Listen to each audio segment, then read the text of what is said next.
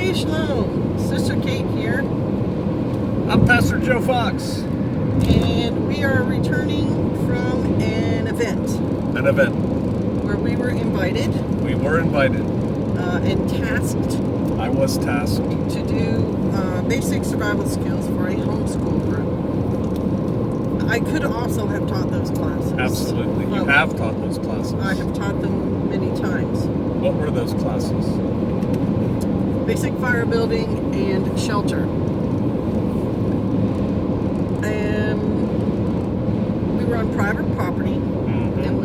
It was a beautiful piece of property. It was a gorgeous piece of property. Had a stream, river running through it. A river ran through it. It did have some flat ground, and then it had some, more of our style ground. It had woods and fields. Mm-hmm. And they had done some clearing. They had done some clearing. Yeah. So, and the homeschool group is, family oriented. There were babies as are there, most homeschool groups. right?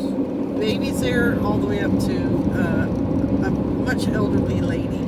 How many people do you think were there? Probably about 50, give or take. I'd say at least 50. Totally prepared. Most of them wore rubber boots so their kids could play in the water. Had blankets to sit on and picnic lunches prepared. And then pastor gave his classes, and they went very well. The fire building class, all the little groups, the little family groups started a fire and then put them out. And a couple of little kids got to test out the shelter situations, and it went just fine. And then afterwards, there was, talk. You didn't really did you do a question? I don't remember you saying anyone have any questions. Each class I said, does anybody have any questions? But then it was afterwards when all the people came up to us and began talking to us and our son. Yeah. Because he has also taught these classes. And is very experienced and qualified to teach them. And there was a pretty good amount of interest, really. Yeah. Well, there was a lot of heightened interest because of what's going on in the world right now. Right. The parents were very eager to talk to Pastor, to me, to our son, about, just the skills and how to get them.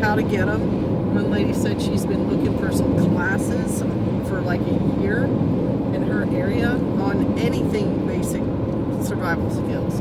I kind of find it interesting that she hasn't looked online, or maybe she did. I don't know, but she did. She's looking for classes taught in her area. So she doesn't want to just learn. Which was north central Oklahoma, basically. Yeah. She didn't want to just watch a video and then try it herself. She wanted to actually get instruction. Which for a lot of things you need. You actually need somebody just tweaking your techniques. Well, it certainly helps, right? It does. It's better that way, learning and experiencing it. What else? What else do you think we should say about it? They're in the middle of nowhere, this group. They live in small towns, basically. Very small towns in the middle of the prairie. They're kind of isolated from people. And they weren't overly concerned about coronavirus. The one lady was, but they weren't overly concerned about it.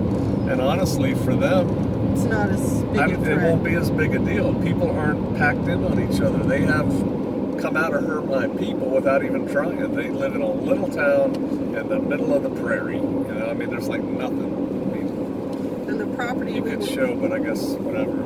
It's just like cows and brown grass. Yeah, hang on. That's not very. There we go. I'm gonna come up over this hill here. Right. This is what they live in, like this. Hold on, it'll look good up here. Right. Well, I'll switch it over when we do that.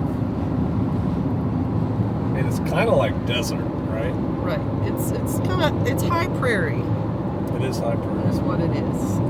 There's some trees. There's all the grass is brown. People are burning their fields off right now, and it'll green up here very shortly. But they're out here. Isolated out here, but they're concerned, and they're parents, and they're trying to get their kids some useful skills, some basic life skills that we we've taught lots of age groups, Pastor and my son and I, and my daughters even. The range on this one was pretty high. It was like infant to what, 15, 16? The kids, but I Yeah. mean, there were adults there all the way up past There was a our really age. old lady there. She's Yeah. probably pushing 90. Right?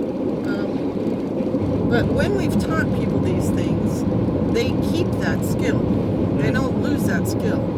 And our daughter's one example where she said in college, so this was years after her Girl Scout training was done and the family wasn't really camping as a family much anymore, she would go to campouts and nobody could start the fire. You can't cook. You're not keeping yourselves warm. You're not keeping bugs away. And we had 6-year-old kids starting fires today. Right? On their own. They went and did what I told them to do, gathered the materials, brought them back, set the materials up, lit fires. Right? And our daughter said she lost respect for every person at her camp out when nobody could start the fire except her. And she said, especially the guys. Man stuff. Yeah, and then the Basic shelter. dude stuff. That's what he says. Yeah. The shelter pastor started out with just the trash bag. You know, if it's raining, you can put it over your head. How many of us have ever been caught in a rainstorm and didn't, necessarily have a raincoat or an umbrella or anything? And a trash bag would do the trick. It will keep you. As a Boy Scout dry enough. Scoutmaster, we used to let the kids learn from their mistakes, but you cannot have a hypothermic boy on a camp out. And so we literally brought a box of hefty trash bags, and when boys forgot their rain gear and it rained, we'd give them one. Right?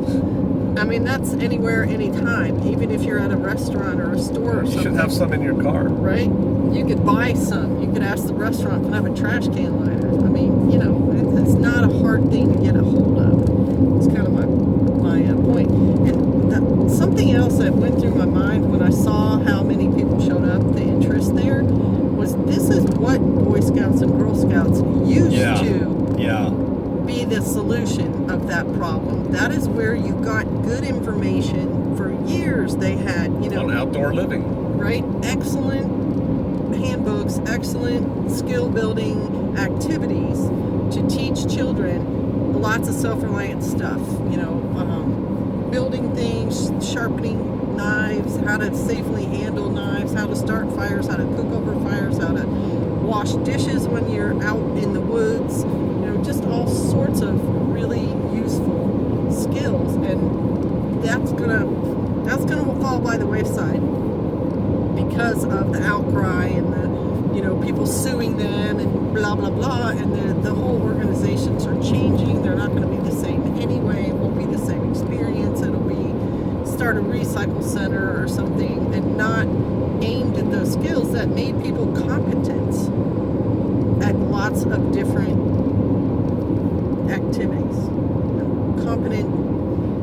If this person's your plumber, if he's done Boy Scouting, he's had all sorts of safety classes and so on, he's going to do his work in a safe manner, in an effective manner, etc. So that was the other thing that went through my mind, and it's actually kind of sad for me to see that, because But they're probably good on computers. I was a Girl Scout leader, so I know how effective the training can be. And then it makes me wonder, what does come next? What happens when your basic citizenry don't have any civil skills, don't understand how their country works, aren't competent at anything? I mean, it makes a totally different culture, really. So that's what I was thinking. You have any last words? Training, if you can be comfortable in the outdoors with very little to nothing, that can translate over into, oh my gosh, they've just locked us down and we can't leave our house. If you have the basic skills how to survive outside with nothing, you can do really good elsewhere with more. Right? No big deal. All right. Thanks for watching. Shalom.